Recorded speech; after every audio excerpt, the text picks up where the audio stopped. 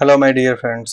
स्वागत है आप सभी का एक बार फिर से आपके अपने यूट्यूब चैनल पे, जहाँ पे हम लोग सीखते हैं इंग्लिश के कुछ पॉइंट्स को। और इंग्लिश में आज हम लोगों के सामने है, जैसा कि आप देख रहे होंगे, आज का टाइटल है एरर डिटेक्शन का। और एरर डिटेक्शन में अभी तक हम लोग जो एरर डिटेक्शन में क्वेश्चंस कर रहे थे, वो हम लोगों ने किया नाउन चैप्टर से क्वेश्चन किया है, कुछ क्वेश्चन हम लोगों ने किया है टेंस चैप्टर से कुछ क्वेश्चन किया है। आज जो हम लोग क्वेश्चन कर रहे हैं ना, ये क्वेश्चन जो है सो मिक्स टाइप का है। ठीक है, ये एरर डिटेक्शन का मिक्स्ड फॉर्मेट का क्वेश्चन है। इसमें सारे चैप्टर्स लगभग क्वेश्चन होंगे। ठीक है, तो बिना समय गंवाए आइए हम लोग अपने शुरू करते हैं इस सफ़र को। आइए, ये अपना पहला क्वेश्चन है। क्वेश्चन कह रहा है, सबसे पहले बात जो कभी भी क्वेश्चन को बनाने से पहले ये है कि क्वेश्चन को आप ध्यान से पहले पढ़ो, उसके इंस्ट्रक्शन को पढ़ो, क्या क्या इंस्ट्रक्शन क्या कह रहा है। ठीक है, अगर डायरेक्शन नहीं पढ़ेंगे हम क्वेश्चन का तो फिर चीज़ें काफ़ी दफ़ा उलझ जा सकती हैं। ठीक है, तो सबसे पहले तो इंट्रोडक्शन को हम इंस्ट्रक्शन को देखना है हमें, इंस्ट्रक्शन क्या कह रहा है। यहाँ पे इंस्ट्रक्शन हमारे पास कि identify the error in the questions given below. Each question consists of a sentence divided into four parts which may contain an error. If none of the parts has an error, mark your answer as E, no error. ठीक है, चलिए समझ गए हम लोग। नीचे जो question है, कोई नीचे क्वेश्चन में एक एरर है। ठीक है, और हर एक क्वेश्चन में एक सेंटेंस है जिसको कि चार भाग में डिवाइड किया है, ए बी सी डी करके चार भाग में डिवाइड किया है। इसमें एक एरर हो सकता है, अगर एरर नहीं है तो आपका जो ई नंबर ऑप्शन है ये आपका आंसर होगा। अब बात आती है कि जब हमें एरर के क्वेश्चंस को सॉल्व करना है, तो एरर के क्वेश्चंस को सॉल्व करने समय हमारा अप्रोच क्या होना चाहिए। देखो, सबसे ज़्यादा प्रॉब्लम जो आती है ग्रामर, हम लोग पूरा ग्रामर पढ़ लेते हैं, पूरा ग्रामर पढ़ने के बाद हम लोग सोचते हैं कि क्वेश्चन को सॉल्व करें, एरर को बनाएं। अब हम जब हमने पूरा ग्रामर पढ़ लिया है तो हमसे क्वेश्चन बनना चाहिए। एक्चुअली सबसे बड़ी बात तो यही है कि जब हम लोग पढ़ लिए हैं चीज़ों को तो इससे क्वेश्चन बनना चाहिए। जब क्वेश्चन बनाने बैठते हैं ना, एरर का क्वेश्चन बनाने बैठते हैं तो दिमाग में आता है कि भैया नाउन से कॉन्सेप्ट को अप्लाई करें या वर्ब से कॉन्सेप्ट को अप्लाई करें, या फिर जो भी सेंटेंस हमारे सामने दिया है उस सेंटेंस में एक्चुअली हम लोगों ने कौन सा कॉन्सेप्ट लगाना है, कौन से चैप्टर से रिलेटेड कॉन्सेप्ट लगाना है ना। तो इसमें काफ़ी दफ़ा कंफ्यूजन हो जाती है। तो एरर के जब भी क्वेश्चंस को हम लोग सॉल्व करेंगे तो इसका एक अप्रोच होता है। तो एरर से रिलेटेड जब भी कोई क्वेश्चन आएगा तो इसका अप्रोच क्या होता है सॉल्व करने का। सबसे पहले तो हम ये देखते हैं कि सेंटेंस में सब्जेक्ट क्या है हमारा। ठीक है, the very first thing that we take into our consideration is the subject of the sentence. सबसे पहले तो हम देखेंगे सब्जेक्ट क्या है सेंटेंस का। ठीक है, अब सब्जेक्ट जो होगा सेंटेंस का, अब सब्जेक्ट क्या होता है, सब्जेक्ट होता है doer of the action. Subject क्या होता है, डूअर ऑफ एक्शन। जो एक्शन को करने वाला होता है, परफॉर्मर होता है, उसको हम लोग सब्जेक्ट कहते हैं। और फिर सब्जेक्ट और क्या होता है, जिसके बारे में कुछ बोला जाए, something is said. Something is said, जिसके बारे में कुछ बोला जाए, ये सब्जेक्ट होता है। अब सब्जेक्ट जो है ना भैया, ये सब्जेक्ट हमारा या तो नाउन होगा या तो हमारा सब्जेक्ट जो होगा सो प्रोनाउन होगा। यही दो चीज़ों में से कोई एक होगा, नाउन या प्रोनाउन होगा हमारा सब्जेक्ट। ठीक है, और सब्जेक्ट क्या होता है, तो अब पहला अप्रोच, हमारा पहला पॉइंट क्या है कि हमें देखना है कि सेंटेंस में सब्जेक्ट क्या है। ठीक है, सेंटेंस में जब हम सब्जेक्ट देख लेंगे तो फिर जो दूसरी चीज़ है हमारे सामने वो ये है कि हम देखेंगे कि सब्जेक्ट के साथ साथ अब सेंटेंस में वर्ब क्या है।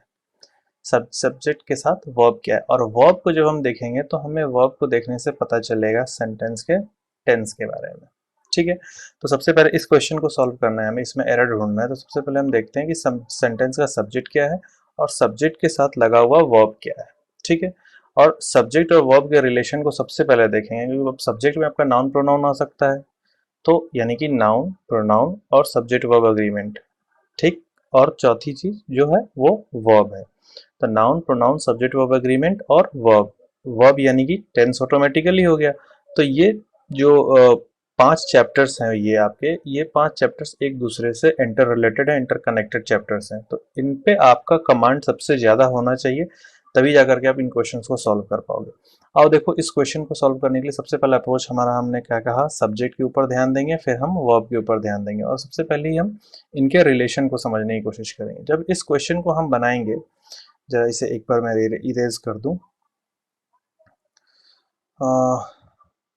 चलो, अब अगर इस क्वेश्चन को हम बनाएंगे तो क्वेश्चन में सेंटेंस स्टार्ट होता है, film viewers claim that. Film viewers claim that, film viewer claim करते हैं। तो सेंटेंस का सब्जेक्ट क्या है, फिल्म व्यूअर्स। सब सेंटेंस का सब्जेक्ट है फिल्म व्यूअर्स और ये है प्लूरल। सेंटेंस का सब्जेक्ट कैसा है, प्लूरल। तो जब ये प्लूरल है तो उसके साथ वर्ब कैसा होना चाहिए, प्लूरल होना चाहिए। तो व्यूअर्स क्लेम, यानी कि ये तो सही है। क्लेम, अगर क्लेम हमारा वर्ब है, if claim is our verb, तो ये है V1 में, और ये V1 में होने के कारण क्या हो गया, ये प्लूरल हो गया, यानी कि ये तो सही है, सब्जेक्ट प्लूरल तो ये भी plural. That the number of, अब यहाँ देखो ये रिलेटिव प्रोनाउन का यूज किया गया दैट का, अब यहाँ पे आता है रिलेटिव प्रोनाउन कंजंक्शन का भी काम करता है, ठीक है। तो रिलेटिव प्रोनाउन, इसके बाद लगा है द नंबर ऑफ सीन्स। अब यहाँ पर एक नया क्लॉज शुरू हो रहा है। अब यहाँ पे एक कॉन्सेप्ट है कि अगर आपके सामने the number of plus noun होगा तो भैया नाउन तो हमेशा ही प्लूरल होगा, बट इसके लिए जो वर्ब हम यूज करेंगे ना, वो वर्ब कैसा होगा, सिंगुलर होगा, ठीक है। तो यहाँ पे हम देखते हैं the number of scenes depicting alcohol consumption have increased. अब यहाँ पे द नंबर ऑफ सीन्स के बारे में कह रहा है कि जो नंबर ऑफ सीन्स हैं जो ये दर्शाती हैं कि अल्कोहल का कंजम्पशन वो बढ़ गई हैं। तो हैव इंक्रीज्ड हो गया, हैव इंक्रीज की जगह क्या होना चाहिए, हैज इंक्रीज्ड होना चाहिए, ठीक है। तो इसका आंसर क्या होगा, इसका आंसर होगा सी। कॉन्सेप्ट आपको समझ में आया कि द नंबर ऑफ है, द नंबर ऑफ के बाद नाउन प्लूरल, और इसके लिए वर्ब आपका सिंगुलर होता है, ठीक है। बेसिकली जो कॉन्सेप्ट है हमारा किसी भी एरर के क्वेश्चन को बनाने के लिए वो ये है कि हमें सब्जेक्ट के पीछे भागना है, सब्जेक्ट के पीछे भागेंगे यानी कि ऑटोमेटिकली हम नाउन और प्रोनाउन के पीछे भाग रहे हैं। तो 3 चैप्टर यहाँ खत्म। अब सब्जेक्ट वर्ब एग्रीमेंट यानी कि नाउन या प्रोनाउन का रिलेशन वर्ब के साथ यानी वर्ब और टेंस भी साथ ही साथ आते चला जाएगा हमारा, ठीक है। चलिए, तो पहला क्वेश्चन हो गया हमारा। दूसरे क्वेश्चन पे आते हैं। 40% of people alive today have made 40% of people subject क्या है, 40% ऑफ पीपल, ये प्लूरल है, तो इसके लिए क्या लिखा है, ये भी प्लूरल वर्ब यानी कि यहाँ तक सही है। Never made a phone call, इन्होंने कभी फोन कॉल नहीं किया है, बट, अब यहाँ पे क्या आ गया, बट यानी कि कंट्राडिक्शन। अब इसके बट के पहले का जो पार्ट लिखा है इसके अपोजिट मीनिंग वाली चीजें बाद में होनी चाहिए। But 30% still have no electricity connections to their homes. अब देखो यहाँ पर भी जो है सेंटेंस निगेटिव है कि फोन कॉल नहीं किया है, यानी कि अभी तक टेलीफोन कनेक्शन नहीं है, यानी कि यहाँ पे अभी ये पता चल रहा है हमें कि टेलीफोन कनेक्शन क्या है, टेलीफोन कनेक्शन नहीं है। अब इसके बाद लिखा है बट, तो टेलीफोन कनेक्शन नहीं है लेकिन किसी दूसरी चीज की कनेक्शन होनी चाहिए थी, लेकिन यहाँ पर भी हम देख रहे हैं कि यहाँ पे क्या है कि इलेक्ट्रिसिटी का कनेक्शन भी नहीं है, यानी कि कंजंक्शन जो है, जो सेंटेंस के दो पार्ट्स को जोड़ने का काम करता है, ये यहाँ पर जो कंजंक्शन हमारा है एडवर्सेटिव कंजंक्शन, ये जो हमारा कंजंक्शन है एडवर्सेटिव कंजंक्शन, यहाँ पे इसके पहले और इसके बाद जो दो पार्ट्स लिखे हैं इन दोनों पार्ट्स के टोन डिफरेंट होने चाहिए थे, इन दोनों पार्ट्स के टोन जो है सो अपोजिट होने चाहिए थे, बट यहाँ पे अपोजिट टोन नहीं है, ये भी निगेटिव ये भी निगेटिव, तो यहाँ पे बट ना हो करके क्या हो जाएगा, एंड हो जाएगा, यहाँ पे बट ना हो करके क्या हो जाएगा, एंड हो जाएगा, तो इसका आंसर क्या हो गया, बी। चलिए अगले क्वेश्चन पे चलते हैं। अगला क्वेश्चन कह रहा है shipwrecked on a desert island, coconuts and some other fruits formed the basis of the sailors diet. अच्छा, ये जो क्वेश्चन है ना, इस क्वेश्चन में क्या है कि आपका सब्जेक्ट ही मिसिंग है, इस क्वेश्चन में जो है ना आपका सब्जेक्ट मिसिंग है, ठीक है। देखो यहाँ पे जो बात है, यहाँ पे shipwrecked on a desert island, एक वीरान आइलैंड पे शिप रेग्ड हो गया। अब वहां पे कोकोनट और दूसरे तरह के जो फ्रूट्स थे सिर्फ वही आधार बने किसका, सेलर के डाइट का। तो शिप रेग्ड आखिर हुआ कौन डेजर्ट के आइलैंड पे, सेलर हुआ, कौन हुआ, सेलर हुआ। तो यहाँ पे सब्जेक्ट जो है वही मिसिंग है। एक्चुअली सेंटेंस को होना चाहिए था कुछ इस तरह से कि when he got shipwrecked on a desert island, when he got shipwrecked on a desert island, इस तरह से सेंटेंस होना चाहिए था, ठीक है। तो यहाँ पे सब्जेक्ट ही आपका मिसिंग है, यहाँ पे शिप रेग्ड ना होकर के क्या होगा, when he got ship ragged. अब ही क्यों लिखा हमने, बाय डिफॉल्ट हम लोग इसके लिए ही का यूज कर सकते हैं, ठीक है। या फिर हम यहाँ पे ये भी लिख सकते थे sailor when the sailor got shipwrecked कर सकते थे, तो फिर वहां पे सेंटेंस में इसके जगह पे हमें यहाँ पे ही मिला हुआ होना चाहिए था, तब ज्यादा बेहतर होता। वैसे दोनों तरीके से हम कर सकते हैं, व्हेन द सेलर गॉट शिपरेक्ड भी करेंगे तो भी सही होगा, व्हेन ही गॉट शिपरेक्ड करेंगे तो भी सही होगा। यहाँ पे आंसर हमारा क्या हो जाएगा, यहाँ पे आंसर हमारा हो जाएगा ए, यहाँ पे आंसर होगा हमारा ए। चलिए अगले क्वेश्चन पे चलते हैं। Workers with less personal problems are likely to be more productive in their work. Their work, their plural है, किसके लिए आया? वर्कर्स के लिए आया। वर्कर्स भी प्लूरल है। अप्रोच हमारा वही है, सबसे पहले क्या, सब्जेक्ट को ढूंढो। सब्जेक्ट क्या है? वर्कर्स। अब ये प्लूरल है तो इसके अकॉर्डिंग जो भी चीजें होंगी वो सारी की सारी प्लूरल होंगी। तो ये प्लूरल है, तो यहाँ पे आर ये भी प्लूरल है।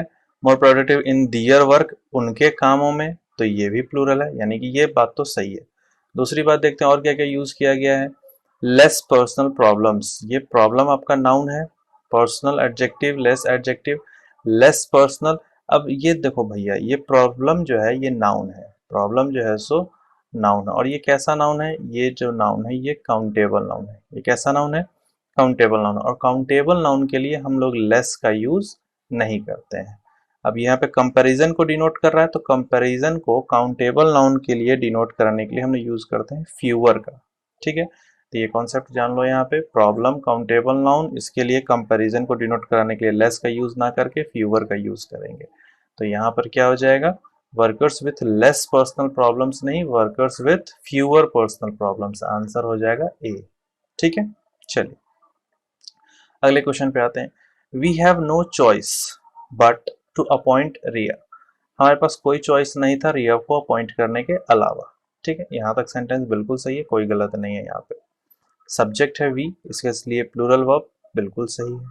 ठीक है, आगे देखते हैं। यहाँ से फिर से सेंटेंस दूसरा स्टार्ट हो रहा है। शी इज द बेस्ट, वह बेस्ट है, यानी कि सुपरलेटिव डिग्री एडजेक्टिव। क्या हो गया? Superlative degree adjective. ठीक है, superlative degree adjective. Superlative degree adjective कब यूज करते हैं? जब दो से ज्यादा लोगों में कंपैरिजन की जाती है किसी एक के लिए, एक को डिनोट कराने के लिए। ठीक है, best of the two candidates, यहाँ पे दो से ज्यादा की बात की है हमने, तो यहाँ पे टू लिखा है, तो यहाँ पे सुपरलेटिव डिग्री एडजेक्टिव का यूज नहीं होगा। यहाँ पे क्या होगा? कंपैरेटिव डिग्री एडजेक्टिव का यूज होगा, और वो होगा बेटर। ठीक है, यहाँ पे क्या हो जाएगा? बेटर हो जाएगा। चलो इसके बाद हम लोग आते हैं अपने अगले क्वेश्चन में। ये है हमारा अगला question. Neither of my brothers, neither of my brothers. देखो नीदर जो है इसके लिए यूज करते हैं हम लोग, जब वर्ब का यूज करते हैं तो इसके लिए वर्ब यूज होता है हमारा सिंगुलर वर्ब। ठीक है, यहाँ पे लिखा है neither of my brothers do, और डू जो है सो क्या है? प्लूरल है, तो यहाँ पे क्या हो जाना चाहिए? डज। तो इसका आंसर क्या हो जाएगा? ए। अगले क्वेश्चन पे आते हैं। अगला क्वेश्चन क्या है? My grandmother's legacy is substantial especially if the value, my grandmother's singular है, legacy is, सही है यहाँ तक। substantial especially if the value of, अब देखो यहाँ पे value of से बात आ रही है, यहाँ पे subject फिर से यहाँ पे स्टार्ट हो गया, तो ये subject हो गया। value of rare coins are, अब देखो यहाँ पे बात किसकी जा रही है, हो रही है वैल्यू की, और वैल्यू जो है सो सिंगुलर है। जब ये सिंगुलर है तो फिर यहाँ पे आर होगा? नहीं होगा, इसके जगह पे इज होगा। आंसर हो जाएगा सी।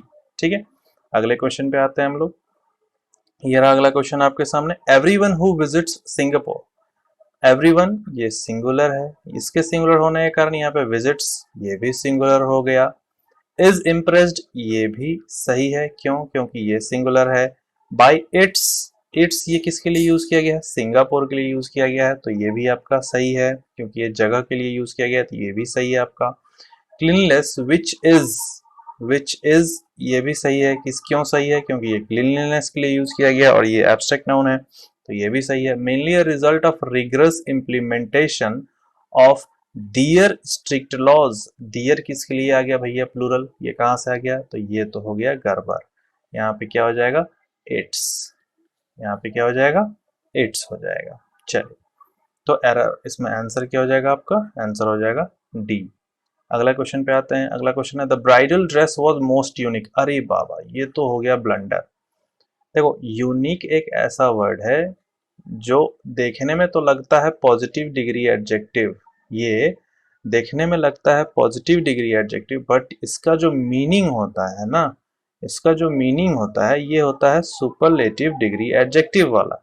ठीक है, तो सुपरलेटिव डिग्री एडजेक्टिव वाला इसका मीनिंग होता है, तो इसके पहले हम लोग मोस्ट का यूज नहीं करेंगे। जैसे ही कुछ और भी वर्ड्स हैं, जैसे एक्सीलेंट हो गया, पैरेलल हो गया, ठीक है, सर्कुलर हो गया, ये सारे कुछ ऐसे वर्ड्स हैं जो कि देखने में तो लगते हैं पॉजिटिव डिग्री एडजेक्टिव वाले, बट इनका जो मीनिंग होता है वो सुपरलेटिव डिग्री एडजेक्टिव का होता है।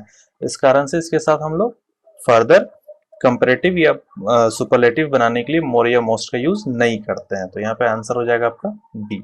ठीक है, आइए अगले क्वेश्चन पे आते हैं। अगला क्वेश्चन है the purpose of organising all these activities is singular किसके लिए आया होगा? सब्जेक्ट सिंगुलर होगा तो सब्जेक्ट पर्पज है, यानी कि ये भी सिंगुलर है तो ये भी सिंगुलर है, यानी कि ये दोनों बातें तो सही है। इज मोर, अब यहाँ पे मोर का यूज किया गया है कंपैरिजन को डिनोट करने के लिए। किसको डिनोट करने के लिए? भाई इधर देखो, स्क्रीन पे देखो, किसको डिनोट करने के लिए? कंपैरिजन को डिनोट करने के लिए। और कंपैरिजन जब कभी भी होता है तो दो इक्वल चीजों में होता है। जैसे मान लो कि ये तराजू है, ये तराजू है, तो इधर अगर 1 kg का तुमने बट्टा चढ़ाया है, तो इधर जब आम रखोगे तो ये भी 1 kg ही रखोगे ना, तभी तो ये पलड़ा बराबर होगा, है कि नहीं? तो कंपैरिजन जब कभी भी होता है तो इक्वल चीजों में कंपैरिजन होता है। ठीक है, अब यहाँ देखो कंपैरिजन मोर के बाद है टू इंस्ट्रक्ट, यानी कि कंपैरिजन में 2+V1 है। और कंपैरिजन किसके साथ किया जा रहा है?